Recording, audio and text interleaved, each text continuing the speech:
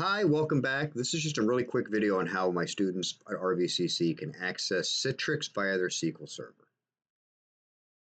All right, so just log into the class, then you're going to go down to the first module and look for the SQL Server instructions. You will click on that.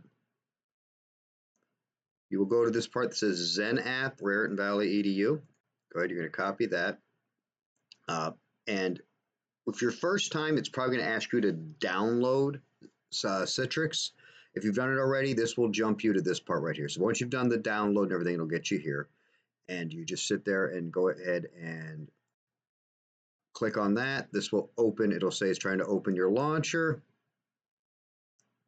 It takes a second, so we're going to pause. So you should get this security warning. I would say permit use.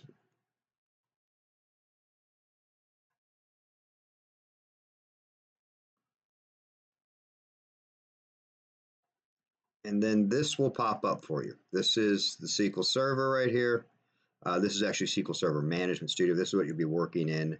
What will happen is you should have a connection already, so you can go right there to connect, go to Database Engine if this already pop up. This name, this server name, you're going to get here from the, let me cancel this real quick so I can minimize. And we're going to get that back from here. So this is the server name you need, this RVCC, Raritan Valley EDU. Just copy that. I'm going to bring this back up. You'll remember you're going to connect Database Engine and just paste it here. Everything else you leave alone. Windows authentication, everything, go there. Then when this opens up on databases to the left here, you should be able to find your database based on your G number. All right, that's it for this class.